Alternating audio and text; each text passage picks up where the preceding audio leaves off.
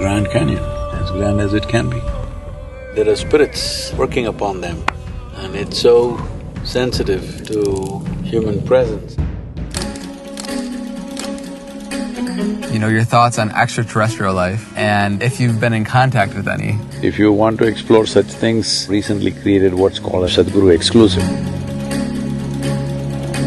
Good luck with your motorcycle tour across America. Hopi means peaceful. We'll recognize you by your new red beard. That'll happen by the time I reach there. For the inner dimension of the human being, 1,000 years ago, people had the wisdom and the strength and the determination to do this.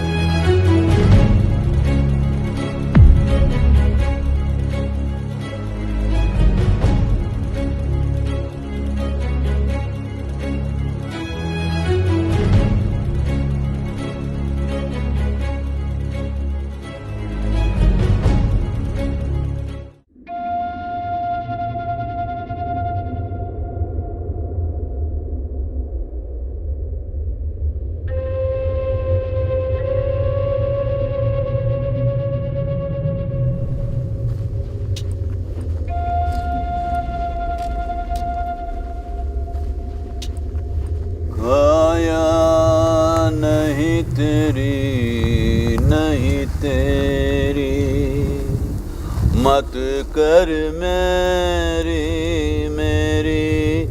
काया नहीं तेरी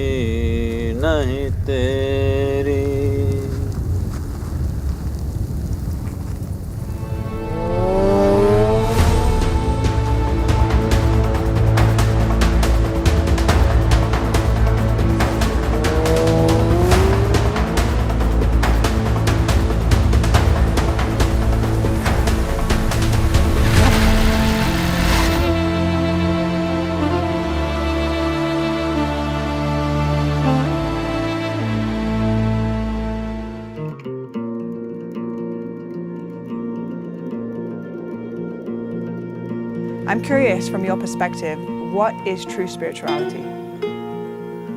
Well, let me give a very technical kind of answer to this, because if you say anything more poetic, people will distort it again. So having said that, a technical, absolutely technical definition of spiritual process would be this. There is a physiological process which you call it the body. There is a psychological process of thought and emotion going on. If you transcend these two, if somehow your experience of life transcends these two, that an experience which is not body-based, an experience which is not of the psychological structure, if this happens, then you are spiritual because something beyond body and mind has happened. Why is it important that something beyond body and mind should happen is because both your body and mind are accumulations that you gathered and you're mistaking it for a cosmos. What you created is not the creation per se. So there is a creation, there is a force called creation, which is not that creation happened at some time. It's happening in a tremendous way every moment of our life.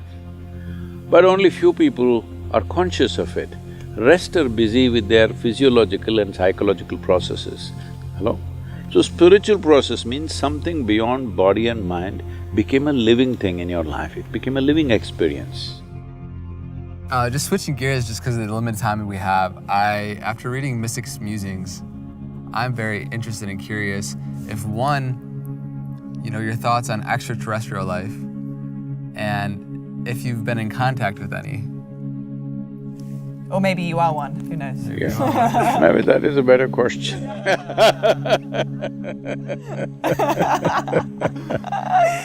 Well, I have a reputation of being very logically correct, which is important in this world today, though it's quite silly and limiting. So I don't want to destroy that reputation on your show for myself, but if you want to explore such things, we have just now recently created what's called an exclusive, Sadhguru exclusive. This is to explore those dimensions which don't fit into your logic. Because right now, most human beings are being constipated by their own logic. Logic is a wonderful thing to survive, to understand the physical nature. Two polarities are needed for logic, otherwise there's no logic. But there are dimensions which don't belong to these polarities.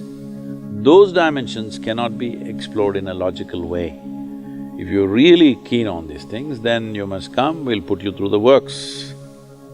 But if I logically answer this question, that will be very cosmetic. It doesn't really get to the heart of the matter. But I'm just telling you, you are a ghost with a body. Just for your information. The moment you lose your body, everybody thinks you're a ghost.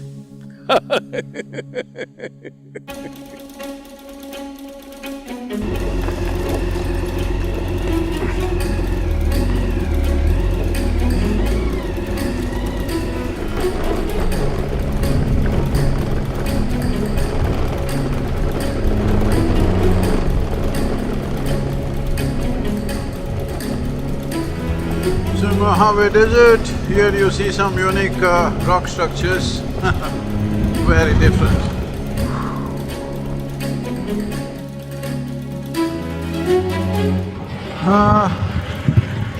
We are on Interstate 40 East, going towards Grand Canyon. Well, it should be nearly 350 miles, I think, today. We should be there in 4 hours, 4.5 hours, right?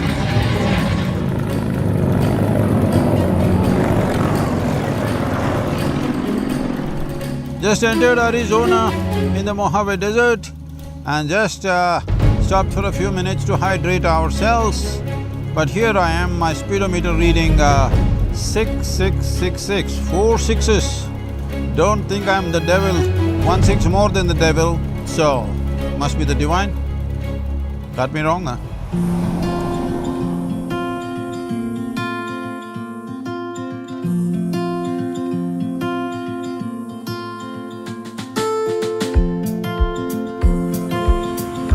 We are entering the exit for Grand Canyon, 165, Williams Grand Canyon. What a magnificent place it is, but we are a bit late for the sunset.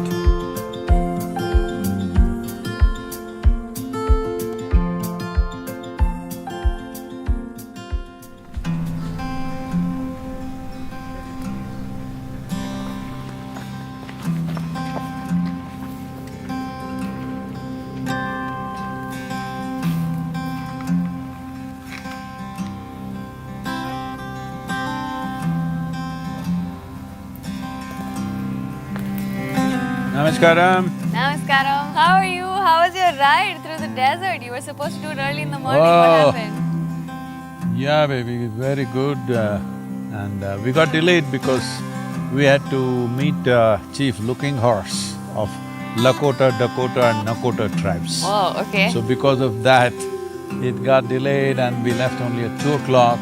So when really the heat was at its best, we were on the road. But anyway, we had a fantastic ride. The highway was beautiful and there was a lot of truck traffic. Still, the ride was absolutely fantastic terrain. So we got here yesterday evening, we wanted to come here for sunset, but we got here a little late. So today night also we are staying here at the Grand Canyon. We're just outside the national park right now for this shoot. Then moving to Sedona tomorrow. Oh, really? But does the Grand Canyon have any significance for them? Yes, for certain tribes, it is held as a very sacred place. And I think wherever they were, if they found certain canyons or mountains or whatever they identified, that is the source of their birth. So this is also source of their origin for certain tribes. Okay, well, I'll catch up with you in Sedona. Okay, baby. If I'm covered with red dust, don't think I've become a red Indian. I'm still a same brown-black Indian, all right? We'll recognize you by your new red beard. That'll happen by the time I reach there. Anyway. Okay, baby, bye. Bye, we'll see you. Namaskaram.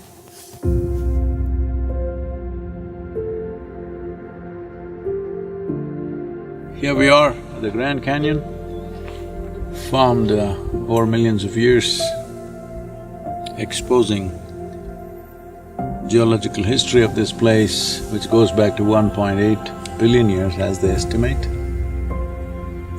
It's essentially Colorado River cutting down nearly a mile into the earth.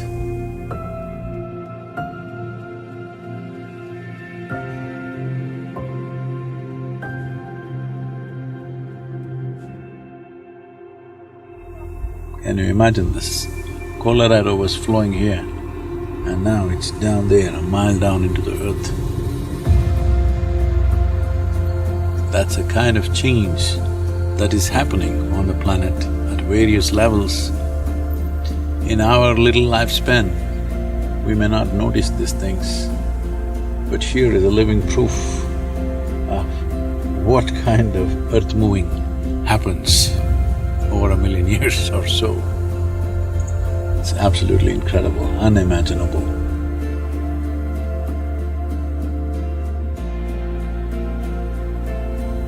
Grand Canyon, as grand as it can be.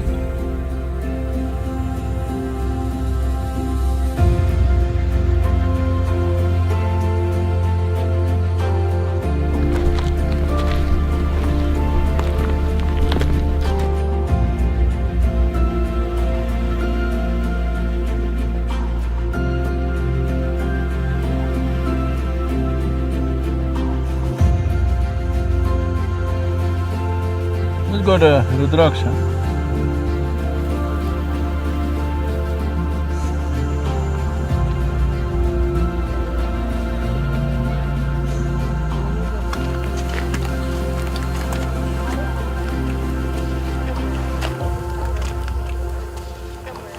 Oh. Just give me a small piece of rock from this formation. Pick one. Like that? That's small? Yeah, that's good.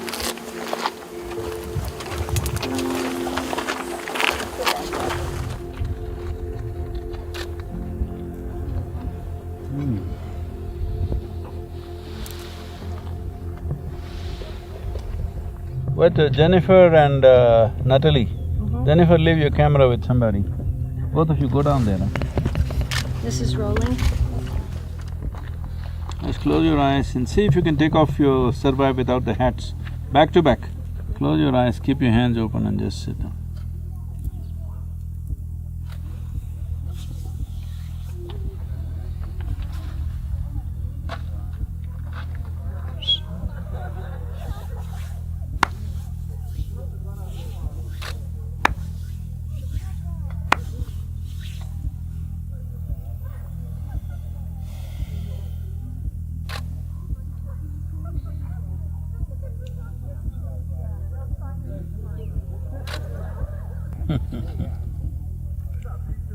Can you see this? Huh?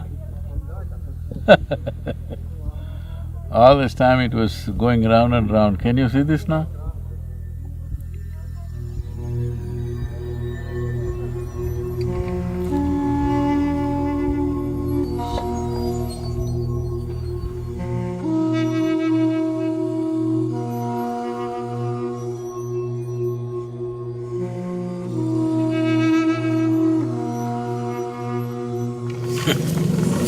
Initially I thought it's the rocks, but it's the very space. And it's so sensitive to human presence and able to recognize certain things about what we're doing. It's quite incredible. Just natural forces.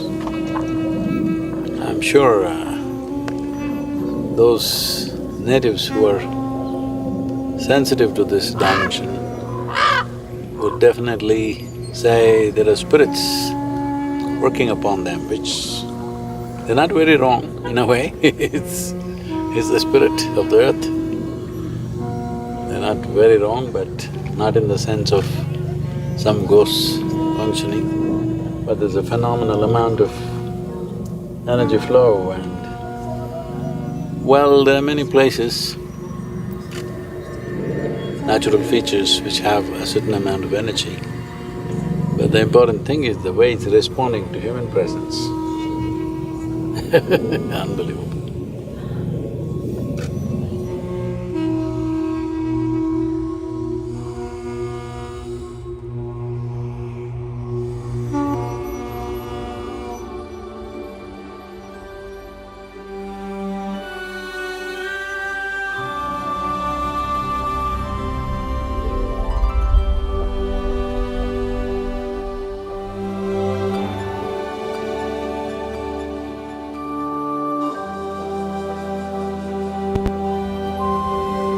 Leaving the Grand Canyon National Park towards Sedona.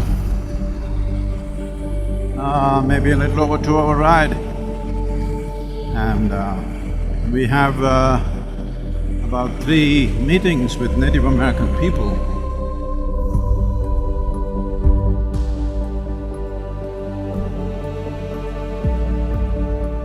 Please feel free to say whatever you wish to say about your tribe and its culture and its spirituality especially. Hopi means peaceful, peaceful, and right now our population is probably almost 25,000. And I was born and raised on the Hopi reservation. And when I was growing up, I would tell myself, I will never leave the Hopi reservation.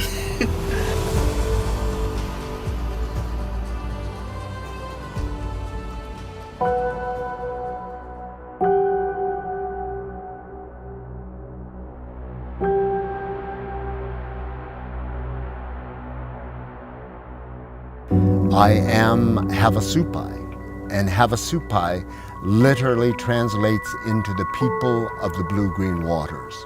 The people of the blue-green waters, regional for my area, were known as the guardians of the Grand Canyon.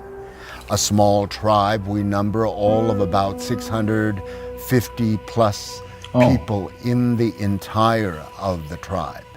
Though the people based in that bottom of the in the canyon have become carriers of the medicine of what we refer to as the master altar. The master altar simply being the Grand Canyon. Havsuit,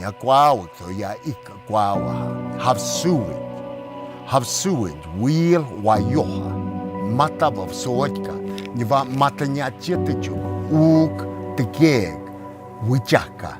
That's just a sample of how our language flows.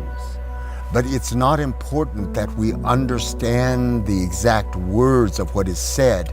It is important that with all languages of how we impart that through our oratory is what's going to be taken in by the vibrational frequency embrace of that heart that is within us. Let me hear the sounds from the bottom of the Grand Canyon.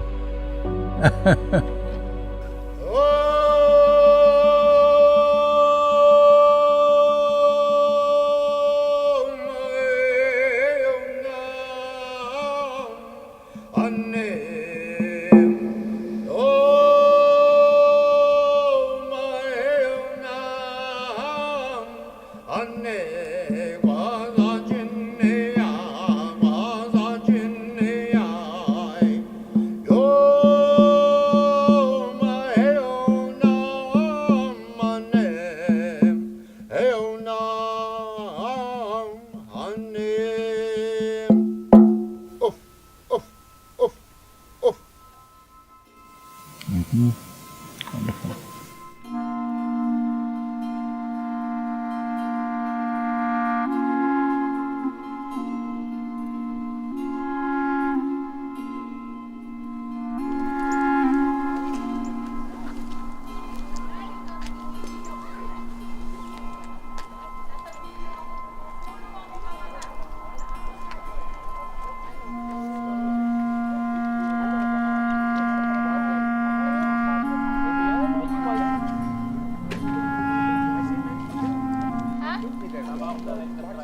Hey Sadhguru, it's me, Mike, and good luck with your motorcycle tour across America. And I had a question to ask you. I was wondering, the year 2020, with all this, diversity and division, and just all the controversy with the coronavirus, how do you think we're going to receive any peace from this crisis? About peace, we must understand peace will not happen in America, Africa, India, anywhere. Peace can only happen within us. This is the only way forward for humanity. If we are expecting outside situations will be all wonderful for us, no, any time they can turn around, as you see right now. But outside situation is not the real thing. What's happening within us is the real thing. And we can ensure that what happens within us happens the way we want it. It's my wish and my blessing. You must know peace and blissfulness, everything that's possible that we can do, we'll do it for you. You must ride with me, Mike. I'm exploring spiritual America on my motorcycle. Ride with me.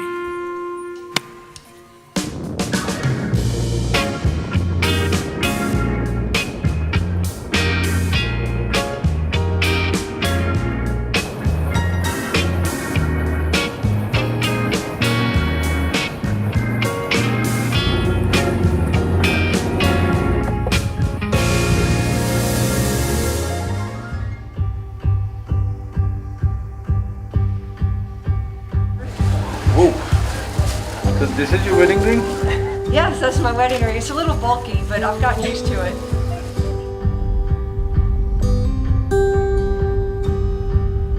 What happened? What'd you do? She fell down. Oh my. Here is a crater formed by a meteorite. Millions of years old, just 150 foot. But look at the size of the crater it created, just the velocity, what it can do. This is why I said, don't go beyond speed limit, because what velocity can do, you know?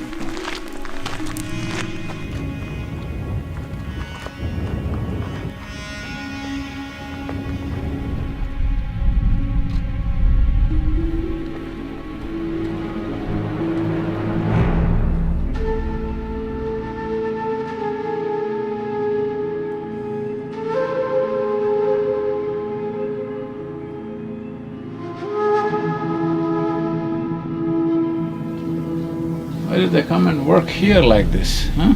Up there? Where is the scaffolding? You go there and work.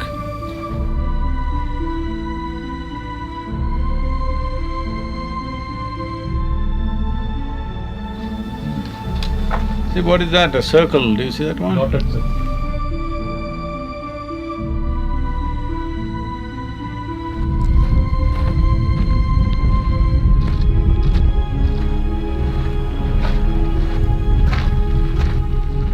Oh, incredible masonry, huh?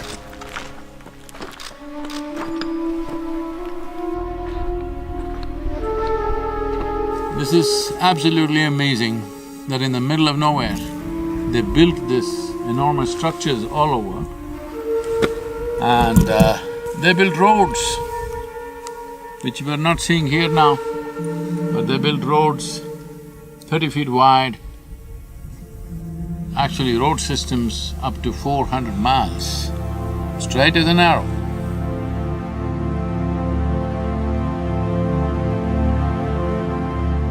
Above all, this entire labor of building this in this kind of terrain, which is… even survival is very harsh out here. But look at the where they got the masonry. In the middle of nowhere. How can you say you understand human beings? This is what they do.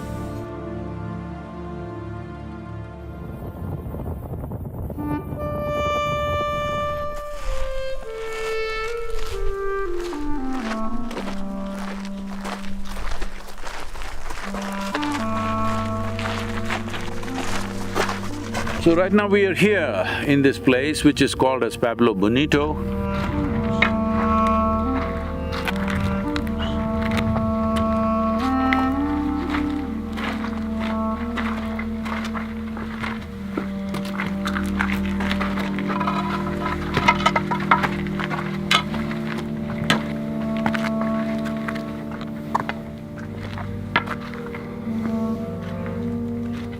12-mile long and a mile wide, Chaco Canyon was a major center of flourishing civilization between 980 and 1200 AD. What you see here is just a little bit of what's remaining. This was not necessarily largely a residential complex. This was more a ritual practice, this is more a religious complex or a spiritual complex or an occult complex. You must understand this, 250 years and a humongous amount of labor of cutting stone, building this, carrying the timber, bringing it here, creating water places, all this for the inner dimension of the human being. 1,000 years ago, people had the wisdom and the strength and the determination to do this. Well, these are the kivas that we are seeing here. These are round structures of different sizes, some of them large enough to hold 400 people for a ceremony or a ritual.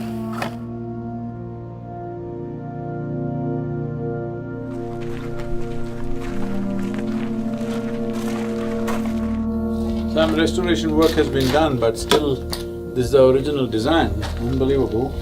Whenever we build anything meditative, we always want to go into the earth, and initially I will say 12 feet, then our architects will come and present their problems and say 6 feet, then our construction team will come and present more problems of drainage and ventilation, then we will settle for 4.5 feet. All our meditation halls are about 4 to 4.5 feet below the earth, but here more courageous people, 1,000 years ago.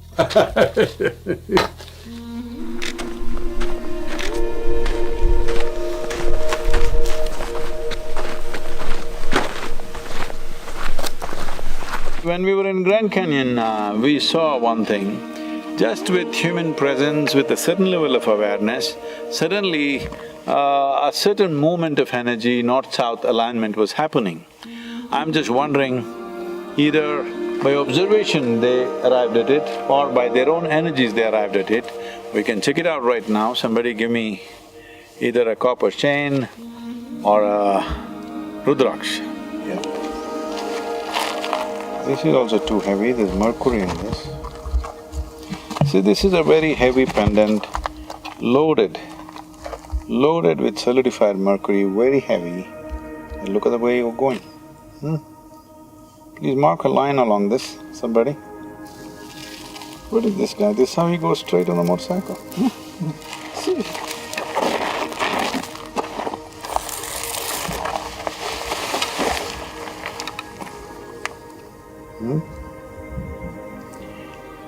You want to sit here, somebody? Yes. Both of you sit back to back, let me see. Right there. This same direction. Close your eyes.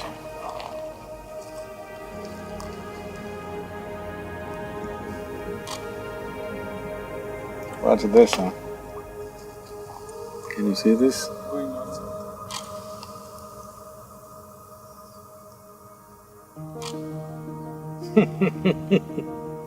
The wind is still blowing this way. It's going against the wind.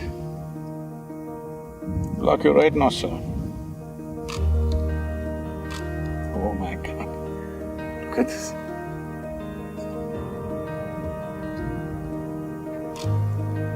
Well, of course, people will say it is the wind, but if wind moved it, it should be moving it this way. This is where the wind is blowing, but it's moving this way. So it should have been very easy to arrive at the alignment here for some reason, I don't know why. Are you ready for the immurement?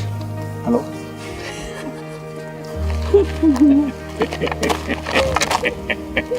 Come on, get up now. Why just shift in direction? I'll put it down. Put it up. Abhidhana, that's how it is.